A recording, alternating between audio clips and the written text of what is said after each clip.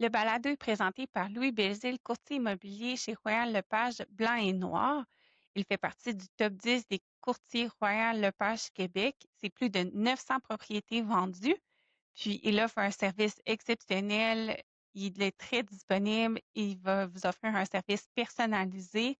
J'ai moi-même acheté et vendu plusieurs propriétés avec lui. Donc, je vous le recommande fortement. Vous pouvez le contacter au www.belzileimmobilier.com.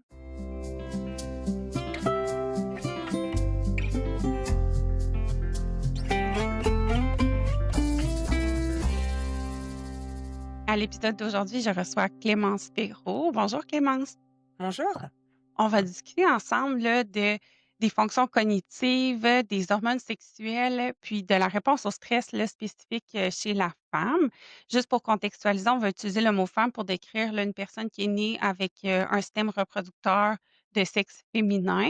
Tu peux te présenter, là, Clémence, dis-nous qui tu es. Je pense pas qu'il y a beaucoup de personnes qui te connaissent.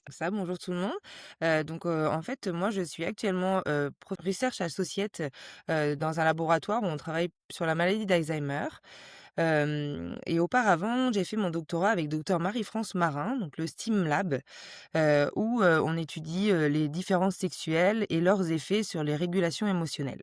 Donc au cours de mon doctorat, j'ai eu la chance d'étudier, un peu plus en détail, c'est ça, comment les hormones sexuelles et aussi comment le stress pouvaient venir jouer sur, ces régulations émotionnelles. Merci d'avoir accepté mon invitation.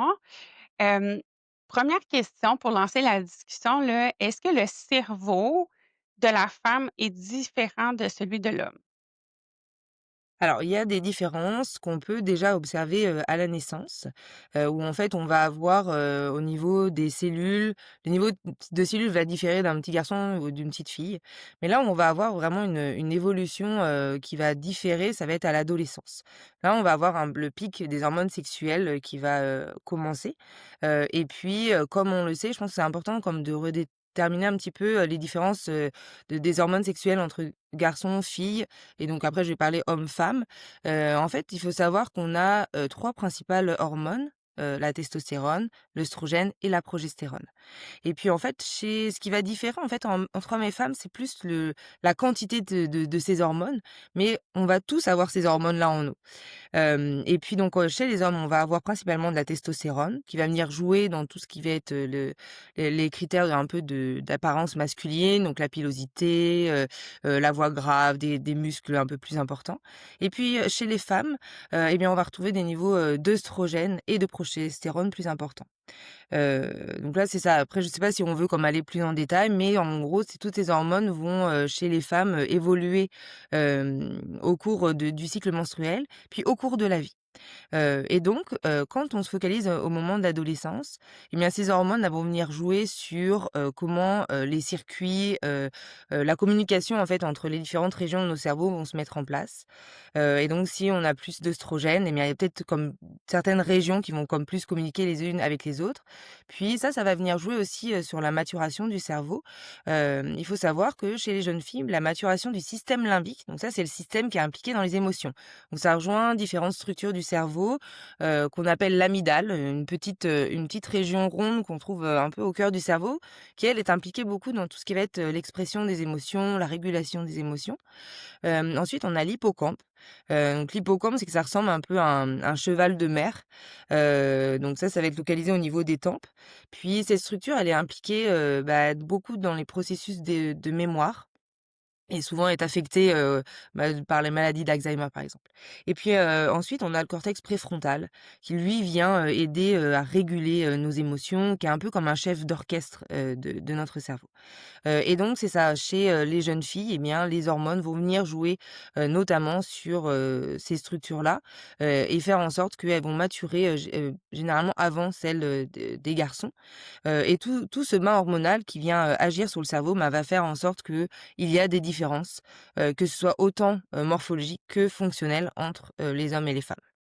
Puis est-ce que les différences apparaissent vraiment à l'adolescence quand il y a la puberté puis les changements hormonaux ou mettons même à l'enfance, il y a des différences visibles au niveau de toutes ces structures-là, du système limbique? Alors, ce qu'il faut savoir, c'est que ça reste quand même encore des études, assez récentes. On ça fait peu de temps qu'on s'intéresse, aux différences sexuelles, mais il y a des études maintenant qui montrent que oui, dès la naissance, on observe déjà des différences au niveau, de la morphologie, du cerveau. Et donc c'est ça chez les, jeunes filles, on va avoir, comme la matière blanche, qui est comme, différente des petits garçons qui eux auront peut-être plus de la matière grise. Donc en fait, c'est une différence au niveau, plus de à quel point on a beaucoup de neurones ou moins de neurones.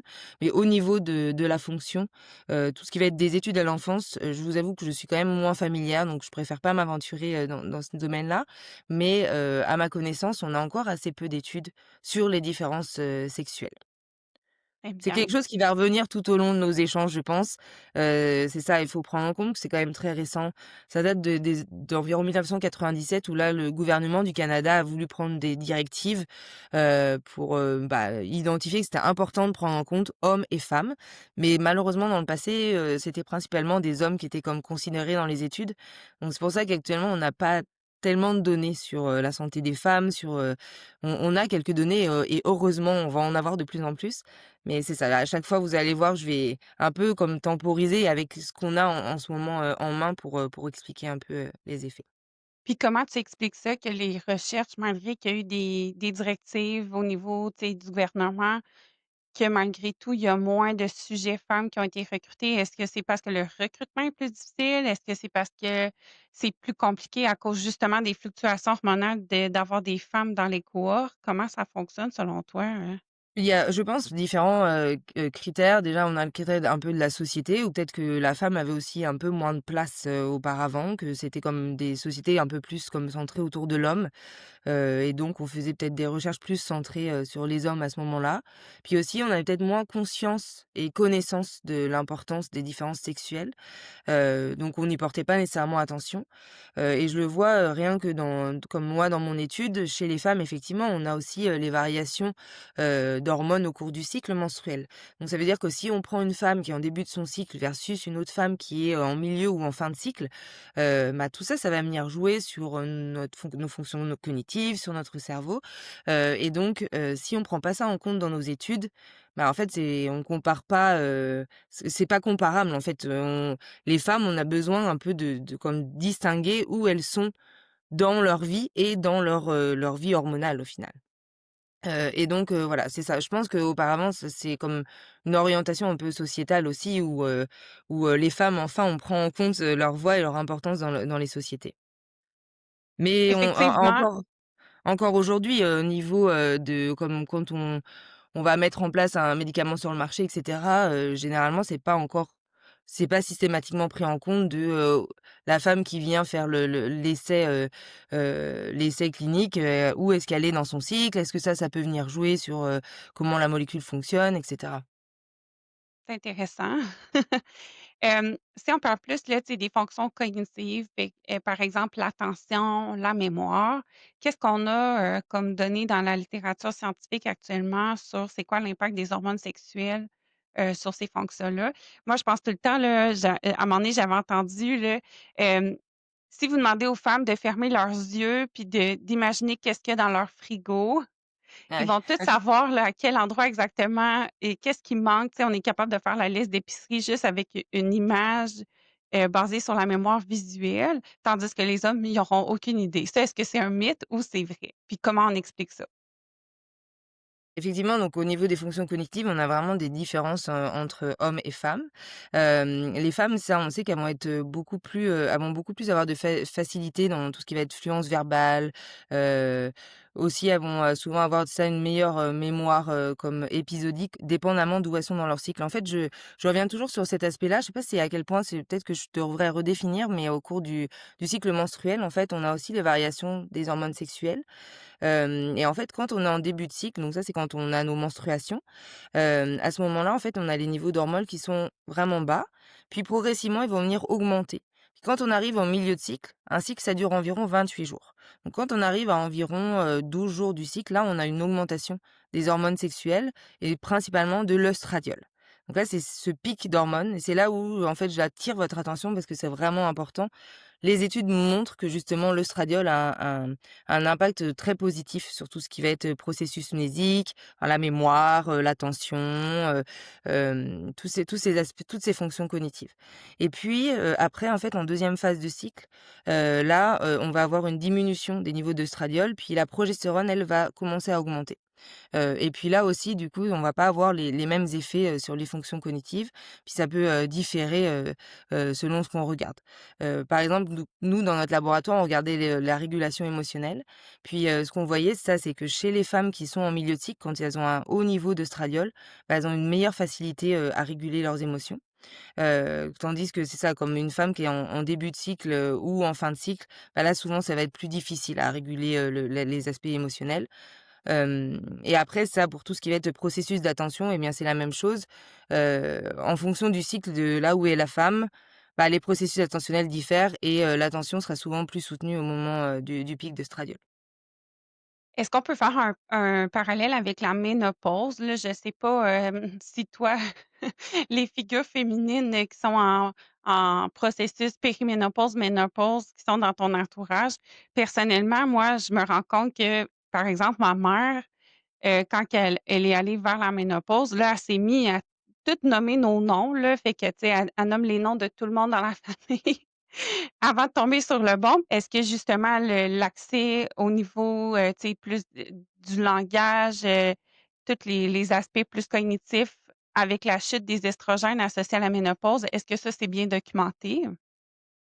Ça reste, assez peu documenté, mais effectivement, donc ça, comme pour rappeler, au moment de la périménopause et ensuite de la ménopause, on va avoir, progressivement une chute, des niveaux d'hormones, et puis, les niveaux d'œstradiol, bah, vont devenir, extrêmement faibles à travers le temps.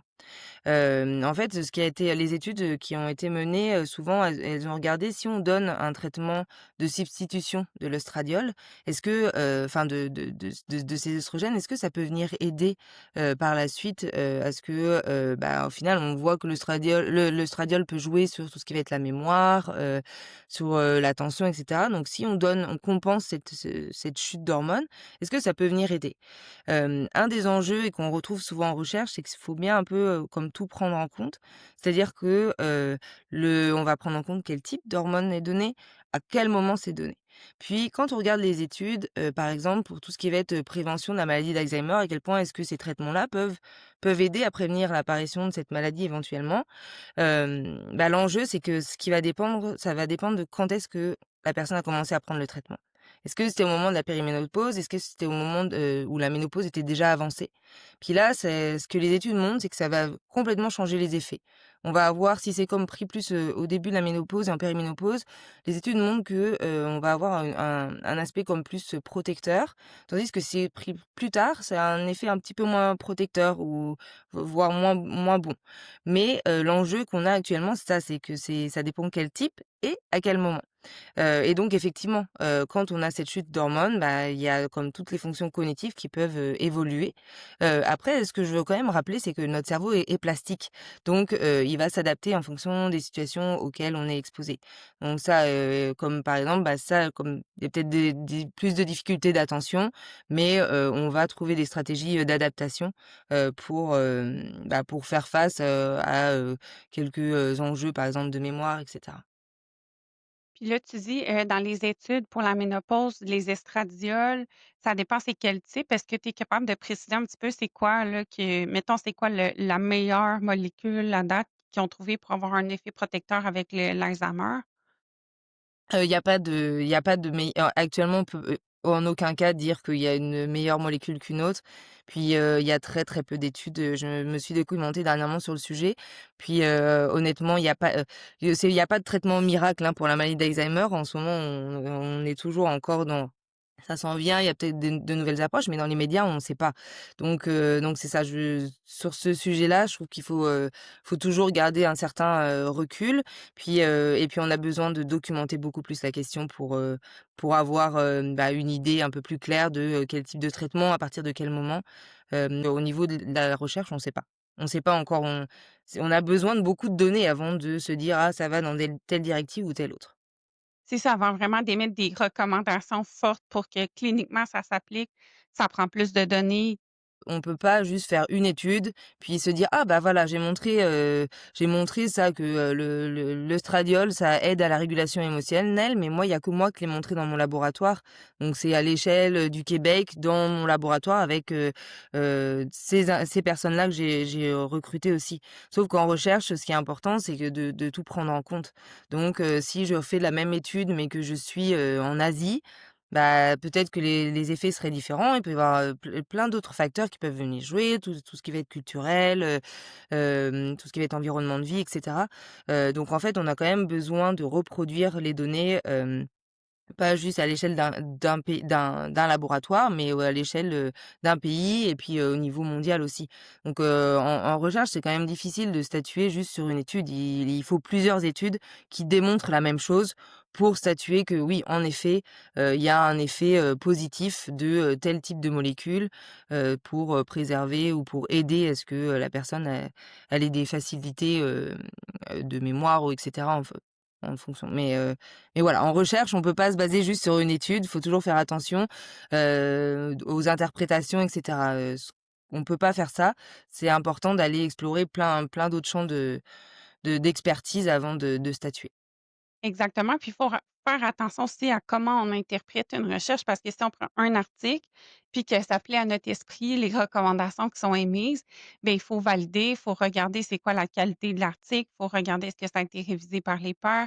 Il y a vraiment un processus rigoureux derrière ça. Fait que je pense qu'il faut faire attention aussi parce que des fois, dans les médias, ils prennent un article, ils se disent: «Ah oui, la conclusion me plaît, je vais diffuser ça». Mais après ça, c'est difficile pour le grand public de savoir si c'est un article de bonne qualité. Est-ce que ça a été soutenu par d'autres recherches? Fait qu'est-ce que la totalité des informations qu'on a sur le sujet est représentée dans cet article-là? Fait que je pense que c'est important le point que tu amènes, là. Il faut qu'il y ait beaucoup, beaucoup d'études qui sont faites, des études de bonne qualité avant de d'émettre des recommandations cliniques, puis dire: «C'est ça Ça qu'on je va pense, faire». à l'échelle aussi actuellement, un des aspects auxquels il faut porter attention, c'est tout ce qui va être comme, la un peu la des fausses informations qui peuvent circuler. Il y a vraiment, comme nous qui sommes aussi dans le milieu du stress et cetera, on sait qu'il y a de plus en plus de médias un peu alarmistes ou sur les réseaux sociaux et cetera. Donc toujours, vérifier, les sources, d'où ça vient, qui sont les personnes qui tirent des conclusions de certains articles et cetera. Est-ce que c'est des personnes qui sont qualifiées? Et justement à ce sujet, si vous connaissez pas le Mammouth Magazine, je vous encourage, vous pouvez taper Magazine dans Google, puis, le dernier, magazine qu'on a fait paraître, donc c'est avec, avec docteur Sonia Lupien, ça parle de, bah, toute l'importance en fait de quel point sur quel point focaliser, pour ne pas, tomber dans la désinformation, les fausses informations et cetera. Donc je pense que c'est Merci de la vraiment important ressource, c'est d'y aller. intéressant. On parle, là, c'est ça, d'hormonothérapie, on parle de désinformation. Je pense qu'un des gros sujets, là, dans les dernières années, entre autres au Québec, mais beaucoup sur les médias sociaux, ça a été la pilule contraceptive. Hem, En 2009-2010 au Québec, là, c'était 75 des jeunes femmes, là, de 15 à 24 ans qui utilisaient un contraceptif, hormonal oral. Hem, Selon les données de la RAMQ, là, dans les dernières années, donc si on compare entre 2014 et 2024, ben, c'est passé de 91 000 à 95 000 pardon, à 51 000, femmes de 18 à 64 ans qui prenaient des contraceptifs oraux. Donc il y a vraiment une diminution significative, puis je pense que ça s'explique par le fait que justement, il y a plusieurs personnes, entre autres sur les médias sociaux, qui se sont mis à parler des potentiels effets secondaires, ça donne le cancer, ils nous ont pas dit la vérité. Tu sais, c'est beaucoup le discours qui est véhiculé, ça a été repris dans les médias traditionnels aussi. Donc je voudrais qu'on parle, là, c'est quoi les évidences qu'on a actuellement, là, sur, le cerveau féminin, la pilule contraceptive. Puis de dire: «Ben, voici l'information qu'on a», mais le but, c'est vraiment que les femmes soient capables d'avoir, accès à de l'information pour prendre une décision libre et éclairée quand ils font le choix du type de contraception. Le but, c'est vraiment pas de dissuader les femmes de prendre la contraception hormonale, mais je pense que c'est important de voir, là, la recherche, la science est rendue où sur le sujet. Alors déjà, je pense que, ce qui est important de rappeler, des fois je discute avec, des femmes de mon entourage, puis, quand, on parle de comme pilule contraceptive, puis que j'explique qu'il y a différents types de pilules, il y a comme un peu un étonnement, «Ah bon? Bah, moi on m'a prescrit tel type, mais je savais pas». Donc, ce qui est important de rappeler, c'est ça, c'est qu'on a différents types de contraceptifs. Actuellement, la majorité des recherches qui sont faites, c'est, chez des femmes qui utilisent, des contraceptifs œstroprogestatifs. Donc, on va retrouver, dedans de l'œstrogène synthétique et des progestatifs synthétiques, avec, parfois différentes concentrations. Mais, chez la majorité des femmes, en tout cas, dans le passé, c'est ce qui était prescrit. Maintenant, on a aussi d'autres types de contraceptifs qu'on appelle les microprogestatifs, où là, en fait, c'est qu'on a que de la progestérone, mais faiblement dosée dedans. Puis après, on a, d'autres types de contraceptifs, qui sont pas, via des comprimés, mais ça peut être, par exemple, le patch, ça peut être l'implant, ça peut être, les stérilés. Puis là, à nouveau, si on prend, par exemple, l'implant et le stérilet, si c'est le stérilet aux hormones, dans ces 2 cas, ça va être, à nouveau comme les microprogestatifs, donc des faibles, niveaux de progestérone qui sont, diffusés en continu. Puis dans le stérilet, on a aussi le stérilet au cuivre et donc dans le cadre du stérilet au cuivre, il y a pas d'apport d'hormones. Donc la personne, elle garde son cycle, classique, on va dire, son cycle menstruel classique. Donc, c'est ça, un des premiers points sur lequel faut porter attention, c'est qu'en tout cas jusqu'à présent, la majorité des études, elles se focalisent plus chez les femmes qui utilisent un œstroprogestatif. Et On appelle puis aussi dans le jargon médical le contraceptif oral combiné, voilà, COC. exactement, exactement, voilà. Et puis donc ce contraceptif-là, il s'avère que, actuellement, il y a encore très peu d'études. Donc, c'est ce qu'on a dit souligné tout à l'heure, c'est qu'on a besoin encore de beaucoup plus de savoir et de connaissances pour tirer des conclusions claires. Hem, mais, c'est ça, il y a quelques études qui ont montré que la prise de contraceptif hormonal, ça peut venir jouer sur les volumes cérébraux. Donc ça peut venir, par exemple, diminuer les volumes de l'hippocampe, donc comme je disais, qui est comme impliqué dans la mémoire. Ça peut venir, diminuer aussi les volumes de l'amygdale, qui est impliqué dans les processus plus émotionnels. Puis, ça peut venir jouer aussi, au niveau, du cortex préfrontal, ventromédian. Donc ça, c'est comme, une zone qui est aussi impliquée dans la régulation, des émotions. Mais ce qui est important de rappeler, c'est que là, on parle de volume. Mais c'est pas parce qu'on a un plus petit volume que c'est moins bon. Ce qu'il faut voir, c'est que je rappelle ça, le cerveau est plastique, et le cerveau, c'est comme une entièreté de plein de petites structures qui ont des comme fonctions différentes, mais aussi complémentaires. Donc potentiellement, je peux avoir un volume d'hippocampe plus faible, mais c'est pas parce qu'il est plus faible que je vais avoir une moins bonne, mémoire. Il peut y avoir comme des compensations qui se mettent en place, puis il y a d'autres structures qui viennent jouer et cetera dans la façon de mémoriser. Donc c'est ça. Actuellement, on sait que ça les femmes qui utilisent un contraceptif, souvent ça peut venir jouer sur certains volumes cérébraux. Là, je rappelle une nouvelle fois que ça va être important de comparer, d'identifier, c'est en comparaison à qui? Parce que oui, elles ont des plus petits volumes, mais c'est en comparaison est-ce que c'est en comparaison à d'autres femmes? Puis si c'est d'autres femmes, elles en sont où dans leur cycle? Parce que le cycle menstruel, naturel, là aussi, lui, il peut venir jouer sur les volumes, de cérébraux. Par exemple, ça, comme on sait que l'œstradiol, bah, ça va, quand on va être en milieu de cycle, on va avoir un plus gros hippocampe. Donc rien que le bain hormonal qu'on a dans notre cerveau, de façon naturelle, vient jouer aussi sur nos volumes cérébraux. C'est juste intéressant quand même de voir que au final, l'apport d'hormones exogènes peut venir jouer sur, heu, le cerveau, sur les volumes et cetera. Mais je pense que c'est quand même important de nuancer et de voir cet aspect que, il y a un i ça joue, mais on peut pas en tirer des conclusions claires actuellement. Est-ce que, c'est négatif? Est-ce que c'est positif? C'est juste que ça jusqu'actuellement, ça avait pas été très documenté, donc on sait que ça peut venir jouer. Puis après, il y a aussi d'autres études qui viennent, étudier les fonctions cognitives. J'ai une de mes collègues, par exemple, qui a étudié l'influence verbale, puis qui identifie que les femmes, qui utilisent, un contraceptif, bah, elles ont une meilleure fluence verbale. Il y a pas de c'est ça, il y a pas de conclusions qui sont hors de tout doute, puis que plusieurs études disent la même chose. Juste pour revenir, tu sais, est-ce qu'il y a des études qui ont été faites chez une cohorte de patientes qui avaient pas de contraceptif hormonal, donc qui avaient l'effet naturel des hormones durant le cycle, versus celles qui prenaient le contraceptif oral combiné, donc on annule un peu cet effet-là. Est-ce que c'est ça les cohortes qui ont été, comparées ou non?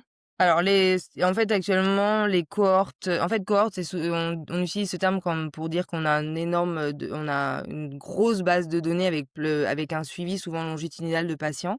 Comme nous, ce qui a été fait dans le laboratoire, c'est qu'on a recruté plusieurs patientes, mais jusqu'à présent, en tout cas, on les a recrutées à un instant T.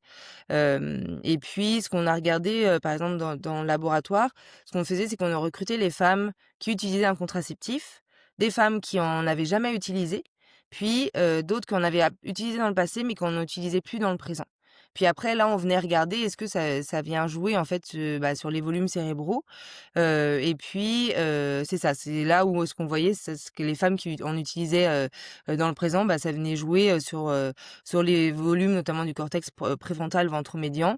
Puis ça, comme c'est une structure qui est impliquée dans la régulation émotionnelle. Donc après, bah, ça veut dire que ça peut jouer sur, si on est exposé à un événement qui est comme très stressant ou traumatisant, bah, on peut ensuite présenter plus de difficultés à réguler les émotions. Mais, actuellement, ça reste comme souvent des petites, cohortes, on va dire plutôt des petites, bases de données, où on va avoir 200-300 patientes. Mais à l'échelle de la recherche, ça reste quand même peu de patientes. Donc, je pense qu'à l'avenir, on va avoir besoin de beaucoup plus de données, à ce sujet-là. Et puis c'est quand même vraiment récent. Un autre point, c'est ça que je veux souligner, c'est qu'aussi une autre chose qui est importante à prendre en compte, ça va être la durée d'utilisation. Donc à quel point une femme qui, la prend depuis 5 ans versus une femme qui la prend depuis 20 ans, bah, c'est quoi les effets en fait? Est-ce qu'il y a des effets à long terme? Est-ce qu'il y a ça, comme je disais, des mécanismes de compensation, une autre sorte de fonctionnement? Et puis, il y a aussi la durée d'initiation, l'âge d'initiation. Donc si la personne, elle a commencé à l'âge de 15 ans, quand au final le cerveau était encore en développement, versus une personne qui va la commencer à 25 ans, quand le cerveau, il est à un stade quand même beaucoup plus avancé de maturité, bah, quels sont les effets? Actuellement, bah, il y a encore très peu d'études qui permettent de dire si ça a un impact ou pas. Mais c'est comme d'autres points, c'est ça, si on est amené à lire comme une étude ou à entendre parler d'une étude qui explore les effets de la contraception, bah, vous voyez, c'est des points sur lesquels porter attention. Est-ce qu'on prend en compte la durée, d'utilisation, l'âge d'initiation? Est-ce qu'on prend en compte le type de contraceptif? Parce qu'au sein des contraceptifs oraux combinés, on en a aussi différents sous-types, avec des dosages notamment du volet plus progestatif qui diffèrent et cetera. Donc il y a tout ça à considérer. Mais moi, ce que j'entends dans le fond, c'est que tout ce processus-là d'analyse puis de recherche sur les différents âges, tu sais, l'adolescence, après ça, l'âge adulte, la périménopause, c'est des choses qui ont pas été étudiées en amont. Donc, on a commercialisé plusieurs types de contraceptifs hormonaux avec différents dosages, mais au final, on n'a pas regardé vraiment les impacts sur le cerveau puis la fonction cognitive. Est-ce que c'est ça? Oui, c'est ça. Après, il faut aussi remettre en contexte, puis c'est là où je pense que c'est quand même important de rappeler qu'il y a certaines enfin, je veux dire comme la contraception, ça a quand même contribué à comme libérer beaucoup les femmes. C'est ça, faut quand même pas oublier que, dans les années, 50-60, bah, il y avait pas de contraception donc des fois, il y avait comme des grossesses non désirées et cetera. Donc ça a quand même contribué un peu à libérer, les femmes d'un certain poids, on va dire, que la société, avait. Et donc c'était quand même comme une chance d'avoir, le développement des contraceptifs. Mais, faut quand même remettre dans le bain que c'était il y a pas si longtemps. Ça, on est dans les années, 60-70 où on a les premiers contraceptifs qui apparaissent, et c'est un peu, le médicament, enfin le ouais, on va dire un médicament, mais qui est comme un peu révolutionnaire. Et à ce moment-là, bah, ça, on fait, bien sûr, comme tous les essais, cliniques et avant la mise sur le marché du traitement sont faits dans le sens où on regarde que ça génère pas de cancer, que c'est pas toxique et cetera. Mais par contre, souvent, c'est pas des effets aigus, donc ça pas à un instant T qu'on va voir si ça a un effet sur le cerveau. Donc souvent, on va avoir besoin de, plusieurs années avant de voir, des effets. Et puis, bah, une nouvelle fois, hein, pour rappeler, on est quand même dans le contexte où c'est quand même une société qui reste centrée beaucoup plus sur les hommes, et puis, c'est que dans les années, 90-2000 où là, on commence à un peu plus s'intéresser, à la santé des femmes. C'est ça, on en parle beaucoup, hein, mais comme tout ce qui est, c'est ça la santé pelvienne et cetera, c'est que depuis les années, 2000-2010 où, là, on commence à avoir un peu plus d'informations. Donc jusqu'à présent, bah, c'était pas une question sur laquelle les chercheurs s'étaient penchés. Il y a aussi tout ce qui est enjeu de financement, hein. C'est-à-dire qu'il faut aussi que les sociétés, les gouvernements et cetera, pensent que ça peut être des sujets intéressants, qui peuvent, qui ont une importance pour, la connaissance de tous. Et donc ça, de plus en plus, c'est vraiment, en pleine expansion et en pleine évolution. Maintenant, on a, vraiment des fonds affrétés à la recherche, sur les différences sexuelles, comme à chaque fois qu'on fait une demande de fonds, on doit justifier si on utilise que des mâles, si c'est chez l'animal ou que si on explore que chez des hommes. Il faut que ce soit vraiment justifié. S'il y a pas de justification, bah, la recherche sera pas financée. Donc ça, As-tu l'impression que justement, il y a encore un sous-financement par rapport à la recherche en santé de la femme? heu honnêtement, non. Enfin, moi, de ma vision, non, il y a pas de sous-financement justement, au contraire, il y a comme les gouvernements s'impliquent de plus en plus. Il y a, comme un, Il y a une volonté qui est une vol là, mais voilà. je pense que, tu sais, historiquement, il y a eu longtemps du sous-financement, fait que là, on essaye peut-être de rattraper cette espèce d'écart-là. C'est surtout que ça, on a un manque de connaissances, qui est, très importante. Donc oui, effectivement, là, on se rend compte que, les femmes, je veux dire, c'est la moitié de la population, donc en final, on en connaît encore assez peu sur le fonctionnement, en tout cas, de la santé, cérébrale et mentale, parce que c'est mon domaine d'étude, mais il y a une vraie volonté, en tout cas, de développer la connaissance et de faire en sorte que c'est ça, qu'au final tout le monde puisse bénéficier, de la science. Comme chercheur, Clémence, est-ce que tu as l'impression qu'il y a un enjeu au niveau du recrutement, tu sais, plus le volet éthique là, de recruter des adolescentes puis de leur donner des contraceptifs hormonaux? Est-ce qu'il y a cet enjeu-là aussi? Est-ce que c'est mal vu? Est-ce que c'est difficile? Tu sais, quand c'est des personnes qui sont pas majeures, est-ce que ça complexifie le processus de recrutement en recherche? Alors déjà, nous, en fait, dans nos études, on a recruté que des femmes, de plus de 18 ans. Puis, c'était, on regardait dans leur passé, est-ce qu'elles avaient utilisé, la contraception ou à partir de quand elles avaient utilisé la contraception. Aussi, je pense que c'est important de rappeler que, on fait pas de la recherche comme ça, je veux dire, demain j'ai envie d'étudier telle chose, puis je vais étudier ça. Non. En fait, tout type de projet de recherche doit se baser sur la connaissance. Donc qu'est-ce qu'on sait, qu'est-ce qu'on ne sait pas? Est-ce que la question, de recherche qu'on développe est justifiée?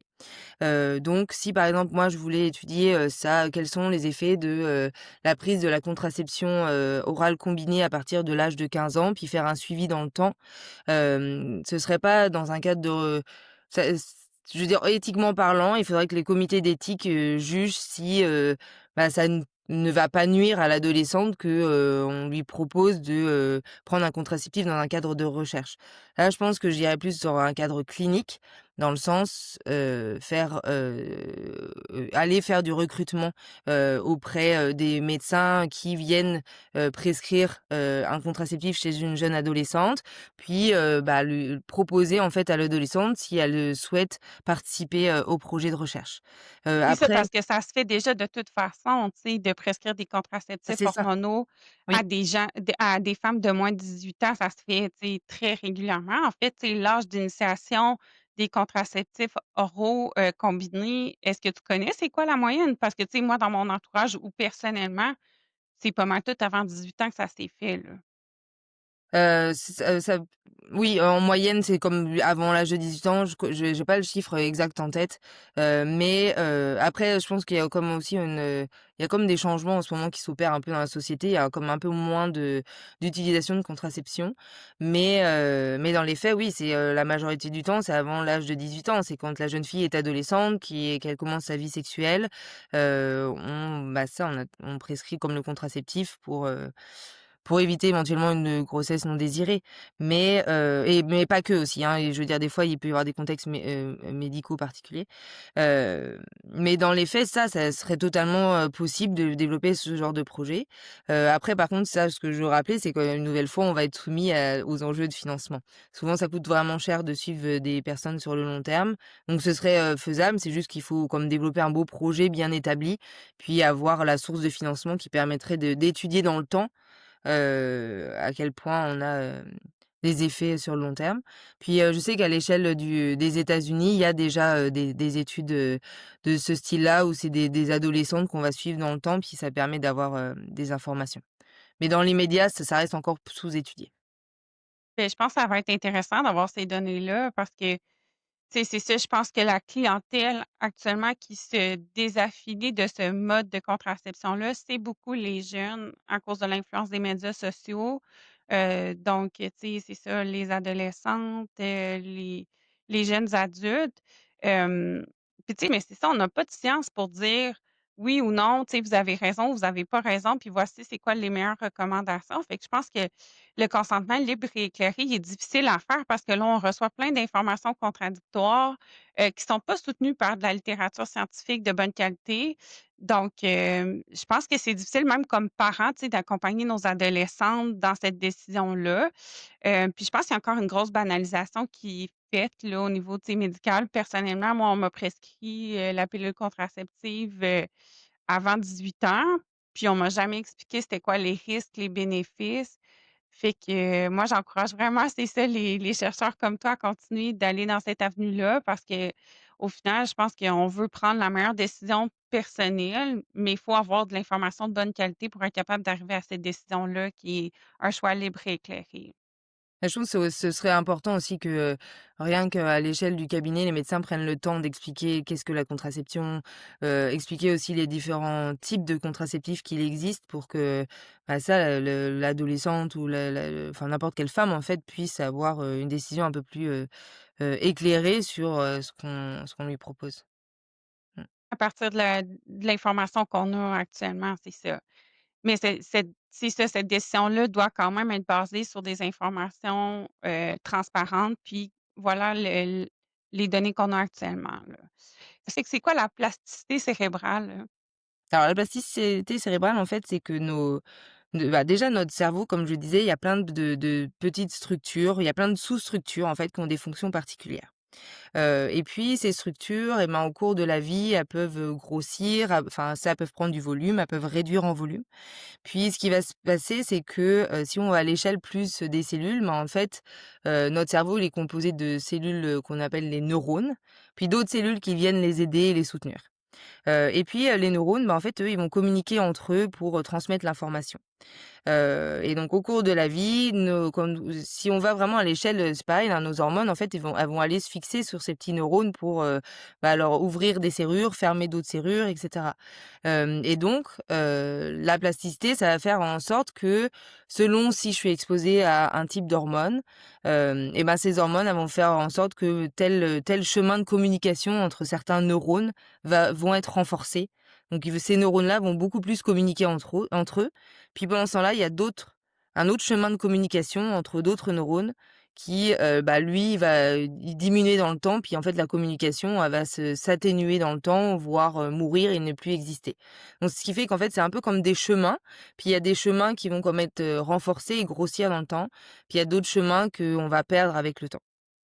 Et donc si je sais pas, j'essaie de vous vulgariser, mais en final, ça Oui, si ben je devais c'est poser, bien correct. Fait que c'est heu multifactoriel, tu sais, dans le fond, oui, l'environnement dans lequel on évolue, les ah oui, expériences de vie, les hormones, ouais. tout ça va avoir une influence sur les circuits neuronaux. Puis, entre autres, c'est le cerveau qui est en développement, fait qu'à l'enfance, ben, il y a une très grande plasticité qui va être encore présente à l'âge adulte, mais qui va être de moindre mesure, c'est ça? Oui, c'est ça. Donc c'est ça, c'est comme à l'enfance, en fait, notre cerveau, il a vraiment beaucoup, beaucoup de neurones, c'est le moment où on a le plus, de neurones qui soient. Puis en fait, progressivement, bah, il y a comme des neurones qui vont mourir, puis, il y a comme des voies, des chemins qui vont commencer à se créer. Puis, quand on arrive à l'adolescence, là, on sait que c'est une nouvelle phase où, bah, en fait, il y a des chemins qui vont vraiment s'établir, et ces chemins-là, en fait, on va les garder ensuite à l'âge adulte. Et il y en a une bonne partie qui vont disparaître, puis qui reviendront pas, puis c'est comme ça, puis c'est notre façon ensuite de se construire. Et puis ensuite à l'âge adulte, bah, ce qu'il faut comprendre ça, c'est que pendant longtemps on pensait que c'était figé, puis que ça évoluait pas, mais on sait que si, ça continue d'évoluer. Donc effectivement, ça c'est bien de le rappeler aussi, c'est que là, moi je parle d'hormones parce que c'est ce qu'on étudie, mais ça peut être aussi, malheureusement comme des polluants et puis ça peut venir jouer, sur, bah, je veux pas être alarmiste ou quoi, mais je veux dire, c'est ça, c'est que dans notre environnement ou ça peut être, même rien qu'à l'échelle, par exemple, si j'ai des interactions sociales, bah, l'interaction que je vais avoir avec la personne, ça va renforcer certains chemins. Donc tout ça, ça vient jouer sur c'est ça, la plasticité qu'on pourrait voir plein de petits chemins qui certains disparaissent et puis certains se renforcent. Merci de la précision. Maintenant, on va parler là, de stress chronique. Donc, peux-tu définir c'est quoi là, le stress chronique?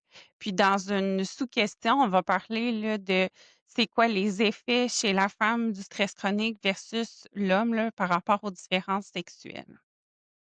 Alors déjà, avant d'aller dans le stress chronique, je vais juste parler du stress aigu. C'est-à-dire qu'en fait, le stress, on en a besoin pour survivre. Si on n'avait pas de stress, il y aurait plus d'existence, d'aucun animal. Donc en fait, le stress, c'est quand on va être exposé à une menace dans notre environnement. Donc ça peut être quelque chose de comme très, là on reprend souvent un peu l'aspect un peu plus fondamental, dans le sens, animal, je sais pas, je me promène en forêt, puis je vois une branche d'arbre, puis, la branche d'arbre, ça me fait un signal que j'ai l'impression que c'est un serpent. Donc là, c'est comme potentiellement une menace. Puis souvent, ça, on va avoir un premier système qui, en fait, va produire de l'adrénaline. Donc là, cette adrénaline, elle va faire en sorte que je vais me dire: «Ah, il y a quand même un danger, dans mon environnement, faut faire attention». Puis, dans un et donc là, c'est comme, plus, des ça va être plus des structures un peu plus, comme fondamentales du cerveau qui vont s'activer. Donc comme je redisais, il y a l'amygdale entre autres, par exemple, qui vient jouer dans la perception émotionnelle. Puis dans un second temps, mais c'est très rapide, hein, c'est un laps de temps de quelques millisecondes, en fait, mon cerveau, notamment le cortex préfrontal, qui lui va avoir, le qui va percevoir l'environnement d'une façon plus affine et qui va venir l'associer à mon vécu, mon savoir et cetera. Bah, il va percevoir que oui, c'est un serpent. Là, il faut, que je m'active, il faut, soit que je com foi soit combattre, soit fuir cette menace et donc là, on va avoir notre corps qui va libérer du cortisol, qu'on appelle l'hormone de stress. Et en fait, ce cortisol, bah, ça va permettre d'activer, notre corps en relarguant, de l'énergie pour faire face à cette menace. Après, ça aurait pu être juste une branche, puis à ce moment-là, hop, mon système de stress s'éteint, puis, c'est voilà, c'est comme très, comme un mécanisme fondamental. Maintenant, c'est ça, on a d'autres types de stress. On n'a plus, le stress, ça, comme Sonia Lupien, utilise souvent, c'est le mammouth. Maintenant, on a plus des stress de, je suis dans un bouchon, puis, la personne devant moi, elle me stresse, elle avance pas, s'il y a de l'énervement et cetera. Donc voilà, donc là, c'est comme on a un peu comme une évolution du type de stress auquel, on est, exposé. Mais donc ça, c'est le stress aigu. Donc ça, on a cet aspect-là de cortisol qui va être libéré, mais de façon aiguë, puis après le cortisol, il rediminue à travers le temps.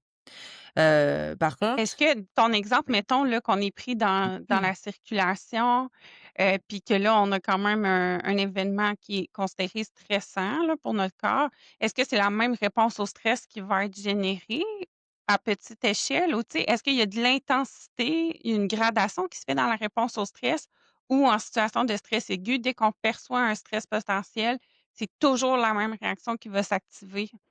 Ça va être, selon chaque individu, on va réagir différemment.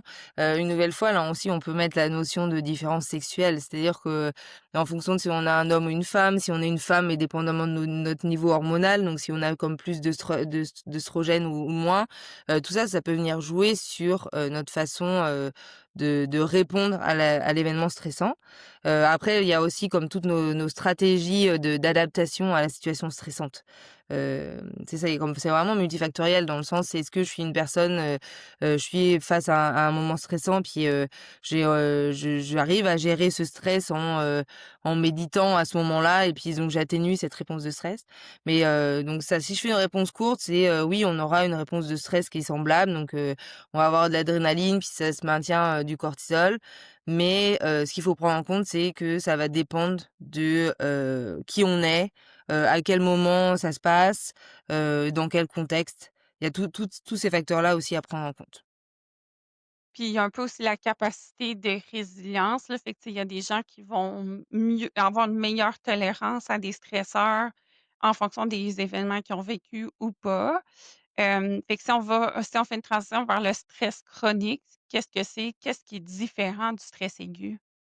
Enfin, alors là, le stress chronique, c'est que on va être exposé à une menace, mais, de façon quotidienne. Donc c'est, je suis au travail, et puis, dans mon environnement de travail, j'ai un collègue qui tous les jours me harcèle, puis ça revient continuellement.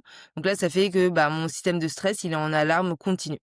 Donc, au bout d'un moment, en fait, bah, le corps, s'épuise, et donc on va, présenter des symptômes de fatigue chronique, des symptômes d'inflammation. Et donc ça veut dire que, bah, en continu, on va avoir, du stockage de graisse qui va se mettre en place pour faire face à ce stress, du quotidien.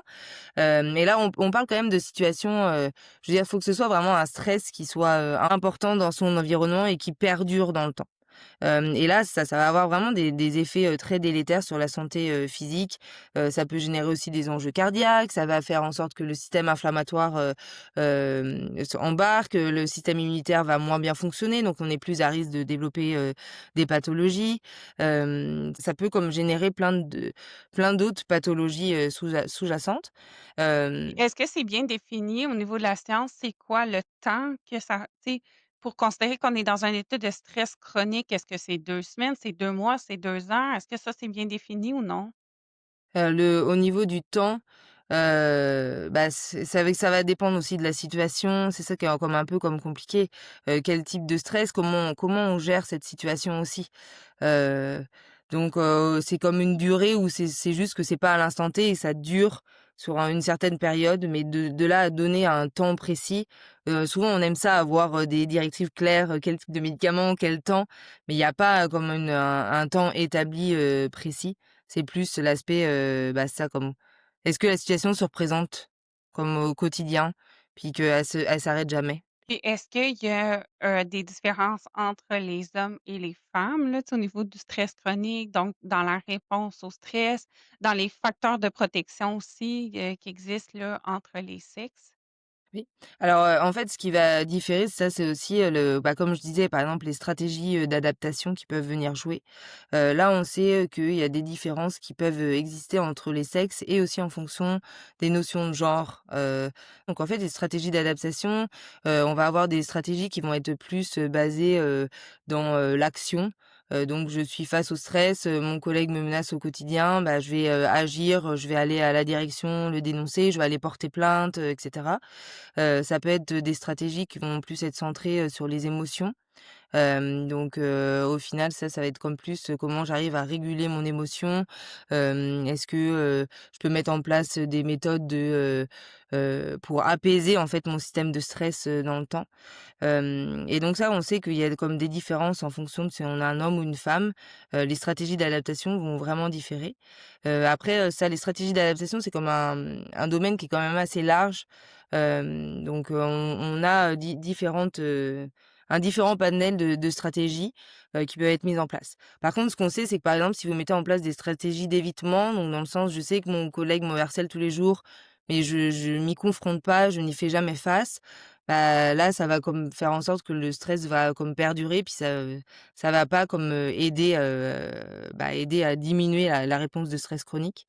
Donc voilà, après il y a les aspects, une nouvelle fois, comme qui va être plus de genre et de sexe, dans le sens, il y a d'autres personnes qui vont essayer d'aller chercher aussi une stratégie d'adaptation plus sociale. Donc, vont aller chercher du soutien de la part d'amis, de famille, pour, essayer de faire face à la situation.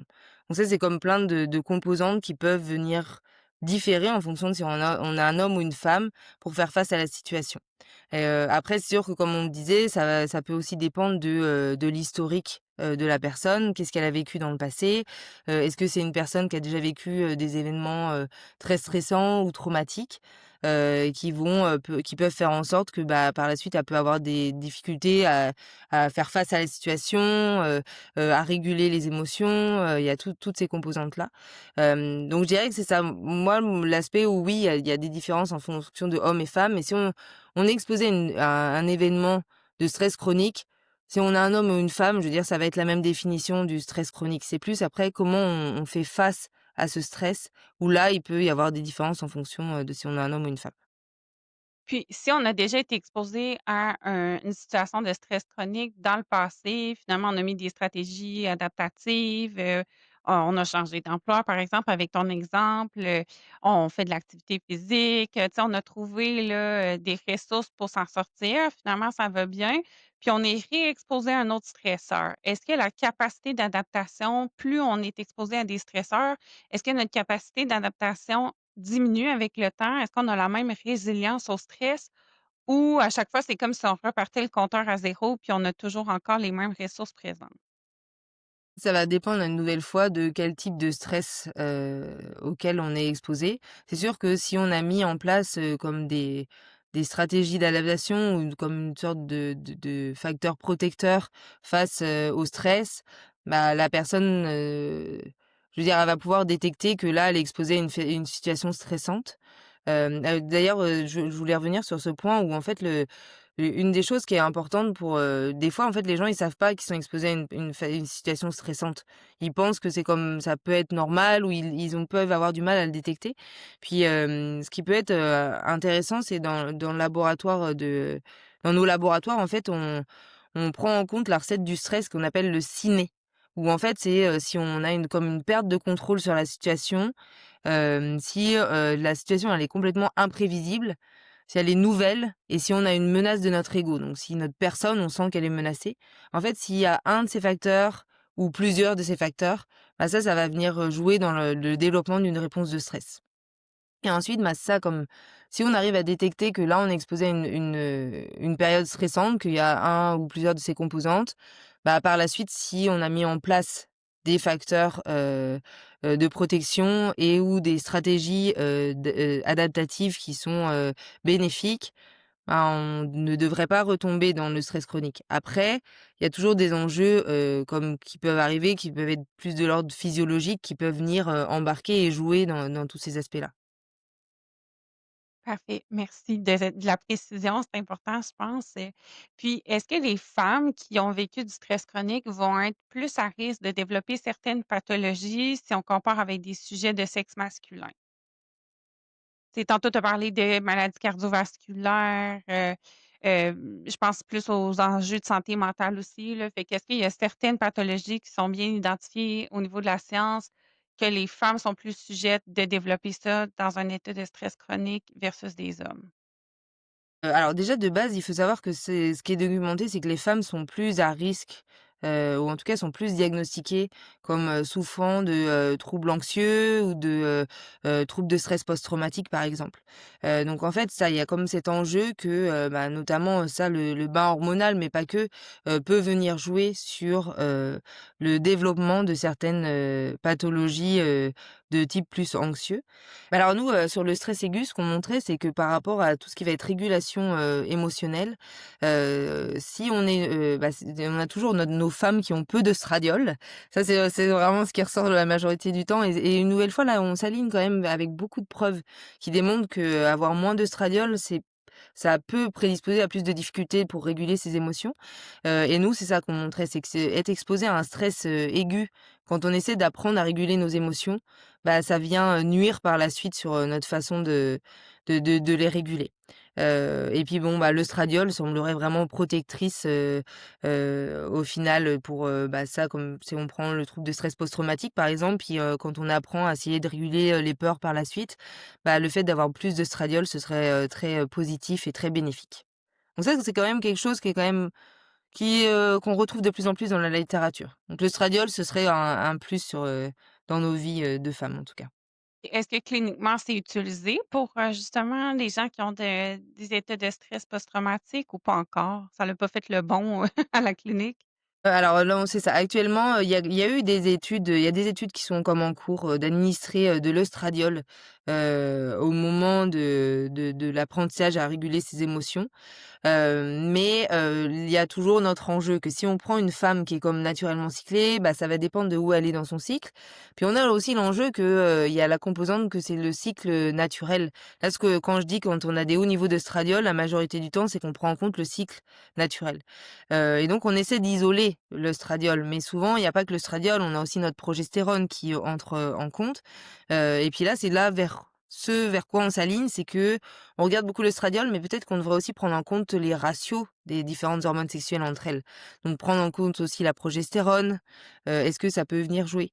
Mais après par rapport, aux troubles de stress post-traumatique, maintenant on sait, comme qu'il y a des composantes, le fait d'être stressé par exemple au moment où on apprend à réguler ses peurs, c'est pas forcément bénéfique. Donc on peut peut-être mettre en place, des certaines stratégies qui permettent de réduire le stress à ce moment-là.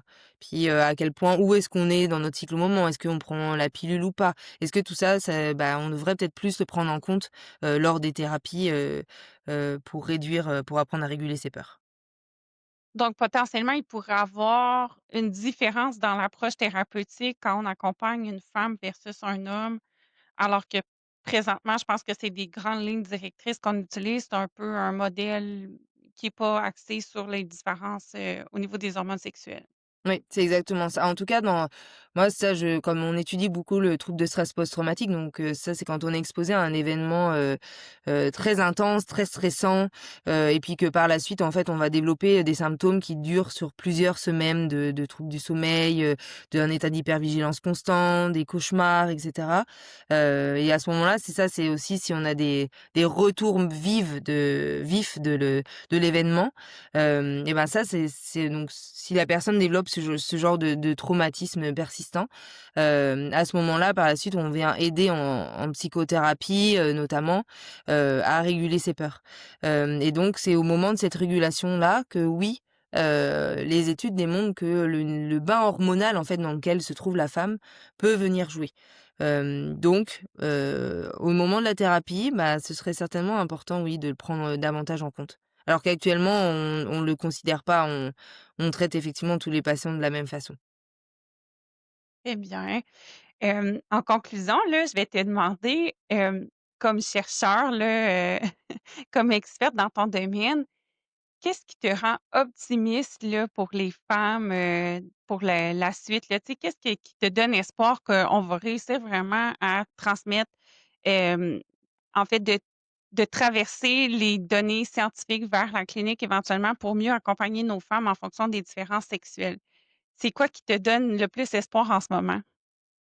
Le là déjà, il y a énormément de laboratoires, enfin beaucoup plus de laboratoires que fut une époque, qui s'intéressent, aux différences sexuelles. Moi, je suis très positive sur, le savoir, sur le développement des connaissances.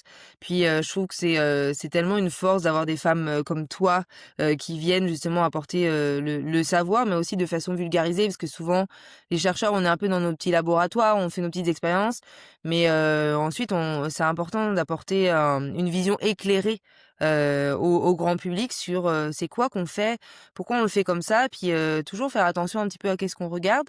Mais je pense que là où moi je suis très optimiste, c'est que dans les années à venir, en tout cas au Canada, il y a, un intérêt grandissant pour la recherche sur, la santé des femmes, et on va développer le savoir, qui permettra justement d'améliorer, la santé de toutes, et le la connaissance en tout cas, éclairée de toutes. Puis, tu sais, je pense que d'améliorer la santé des femmes, c'est aussi d'améliorer la santé de tout le monde, des enfants, des conjoints, tu sais, des collègues de travail, là, c'est quand même 50 de la population. Fait que je pense que si on se permet d'améliorer la santé de nos femmes, on va se permettre d'améliorer la santé de tous globalement comme société. Oui, c'est sûr. Mais on a encore besoin de plus de connaissances et on en veut plus. Oui, Mais oui. ça prend du financement, ça prend, c'est ça, des chercheurs qui s'investissent puis qui croient à ce domaine d'études-là. Fait que je te remercie infiniment, tu sais, de dédier ta carrière à ça. Puis, merci, beaucoup pour la conversation qu'on a eue, c'était très enrichissant. Merci beaucoup. Puis ça, j'espère que ça a apporté plein de nouvelles connaissances. Oui, à la prochaine. Oui, à la prochaine. Bye bye. Bye.